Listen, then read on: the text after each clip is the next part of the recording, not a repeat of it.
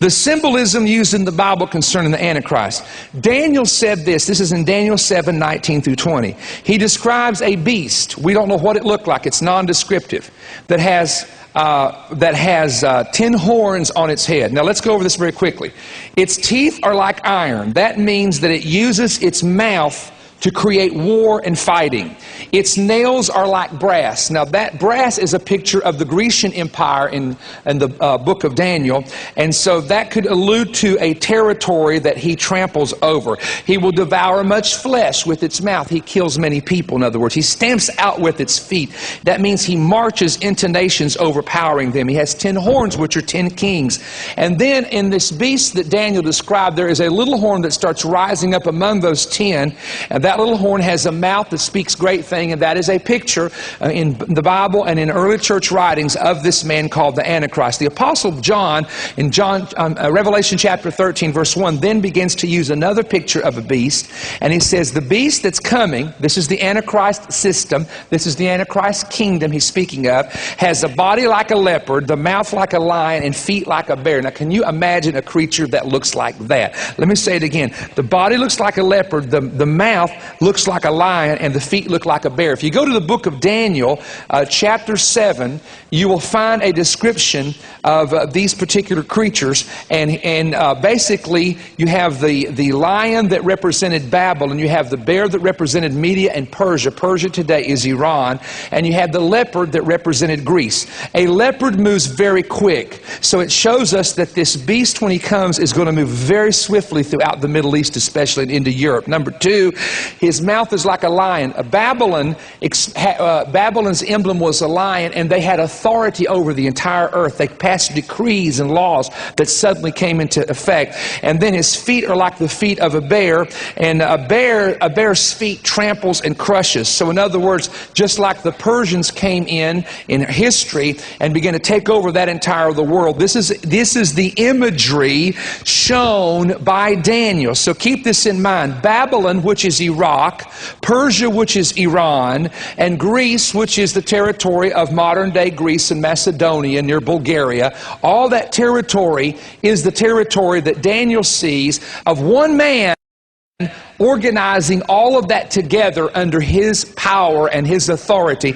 I would suggest to you that it's the reformation of an Islamic kingdom. You have to understand something, that the Muslims for centuries had what was called the caliphs, and the Muslims under Turkey had what was called the Ottoman Turkish Empire. There was an empire. Just like you talk about America is a Western empire, and Britain and England was an empire, and the Babylonians and Persians were an empire. There was for 1,000 years a Turkish form of an empire that later became the Ottoman Turkish Empire, that had all of southern Russia, all into Iraq and into Lebanon and Syria, all the way into northern Africa. They owned Palestine or Israel for 400 years. In 1923, Turkey dissolved the Caliph. What is happening now in the Islamic world is all Muslims, Sunnis and Shias, believe it is now time to reform the Caliph again and have an Islamic empire. And so that's what's going on behind the scenes. You will not hear this on the news, but there are secret meetings that go on with sheiks and leaders of some of the Middle Eastern countries. And Saddam Hussein felt like he was the new Nebuchadnezzar. You know, he spent $100 million rebuilding Babylon. Did you all know this? That there is a place that has the bricks of Nebuchadnezzar's picture and Saddam Hussein's picture, and he wanted to form what was called the Islamic Crescent. It would begin at the bottom of the Persian Gulf. That's why he invaded Kuwait, folks. He didn't just invade Kuwait for oil because he had plenty of oil. He invaded it to go back and start at the Persian Gulf, and Kuwait would have been annexed in, and he would have taken the Fertile Crescent all the way up into, and he had a war with Iran for 8 years to 10 years, you know that, because he wanted to take them over. So he wanted to go into Iran, into the southern Gulf, and then take all that crescent all the way up into Lebanon, over into Israel, all the way into Egypt. And what is weird is that is the very territory the Antichrist sees us. Hello. And so he thought he was going to be the new, in fact, when he would send Israel letters, like the Israeli government, he would sign them from Babylon. He would call Iraq Babylon. Isn't that interesting? And so he didn't make it there because he was not the man to do this. Now, my interest is to try to trace the bloodline of this person down. Here's where you have to begin. You have to begin in the Garden of Eden. Follow me very carefully. There are two trees in the garden. One is called the tree of life. The other is called the tree of knowledge of good and evil. Genesis chapter 2, verse 9. The tree of life, according to the book of Revelation, is a tree that bears 12 manner of fruit every month. Can you imagine one tree with 12 different types of fruit on it, and that it does it every month? There was something about the tree that when man would eat of it, it kept his T cells active. It kept his it rejuvenated his body. It was like the eternal fountain of youth. Then there was the tree of the knowledge of good and evil. Everybody say two trees in the garden. One is good, one is bad.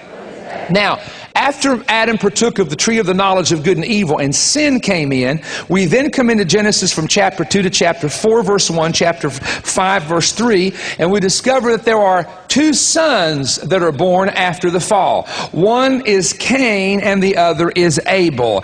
Cain kills Abel, as you know, and God begins to raise up Seth. From that moment on, two lineages begin to form.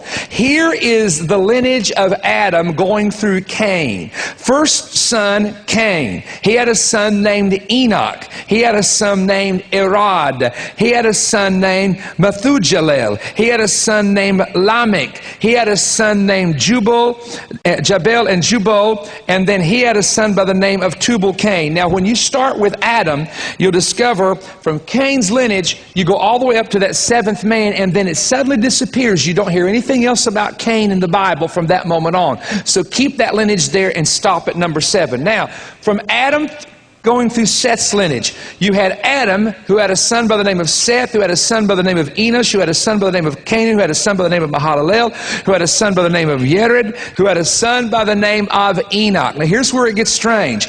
When you come to the 7th lineage, I've read the names, right? You heard me read them. When you come to that 7th lineage in Cain, you don't see anything else. There's a mysterious thing that begins to happen where the Bible does not keep following that. When you come from Seth's lineage to number 7, he gets raptured.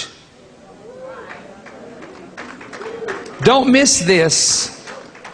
Don't miss that part.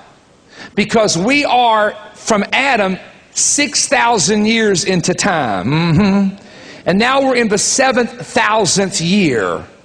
And so what's going to happen? What's going to take place? There's going to be a rapturing of the church, don't miss this, at the time of the revealing of the Antichrist. Can you see the Cain lineage and the Seth lineage? The ungodly tree of knowledge, then the tree of life coming through another lineage. And so we get to 7 and something happens down there at the 7s. Now, that is another point. And then once we go from that point, we discover that Cain's lineage is not listed beyond Tubal-Cain. But the important thing for you to understand here is from Adam all the way to Enoch through Seth's lineage, and Adam all the way to Tubal-Cain through Cain's lineage, covers the first 1,000 years of human history. I can add up the numbers of the Bible and I can tell you the year that Enoch was translated. 988. Just short of 1,000 years. I can tell you that Adam lived, according to the genealogies, 930 years. Just 70 years short of what? 1,000 years. So this covers 1,000 years. 1,000 years is as one day. One day is as 1,000 years in God's sight. Now, let's go a step further. When John, ready for this? When John was dealing with the Antichrist, 1 John 3 and 12, he spoke of Cain, who was of that wicked one. Who was of that wicked one. These are the Antichrist scriptures, folks. And he's mentioning Cain's lineage of that wicked one. The inference there is that you could trace the Antichrist through Cain's lineage. But the problem is, the Bible stops at a certain point and doesn't tell you who's born beyond Cain. Now, obviously, Cain's lineage kept going somewhere. Okay? But where did it go and where did it end? Well, let's keep going. The second 1,000 years, of course, we have the flood of Noah. Noah went into the flood with Shem, Ham, and Japheth. Now what happens is we've got this lineage beginning to reform from the righteous side. Why? Because God wants to keep a lineage pure for the Messiah to come. Okay. Noah's son Ham, Shem, Ham, and Japheth. Ham had 4 sons. The first son was Cush. He had a son by the name of Nimrod. Nimrod, according to history and the Bible, went off of the mountains. In fact, I was reading the other day Josephus, again, who's the great Jewish historian, and he said that after the flood, everybody started staying on mountains because they were afraid that God was going to send another flood and they were going to get wiped out, so they started picking these high mountains and started building on them. Well, if they'd have just remembered what God said to Noah, God said, I'm not going to destroy it by water again. You know, they had some faith. So here's what happened. By the second generation, here comes a man by the name of Nimrod, and Josephus said this is what he did. He got people to move out of the mountains into the plains of Shinar. Now watch this. The plains of Shinar are in Iraq. They run along the Euphrates River near Baghdad, all through that area. That's the plains of Shinar. How interesting, huh? Now, all surrounding, Mount Ararat is very high where the ark settled. And all around Armenia and Turkey and some of those countries are mountains. When the flood waters settled, where do they go? Where does any flood water go? To the lowest spot. Guess where the lower spot is? Iraq. Plains of Shinar. History reveals, Jewish history reveals that the bones of the flood victims all settled in the plains of Shinar. So what happens was this, and I say all, I'm talking about in that part of the world. What happened was this.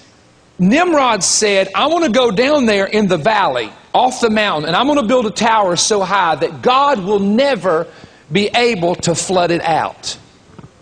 This is Josephus telling this. So he goes down in there and he builds this huge tower and he says it's going to reach heaven.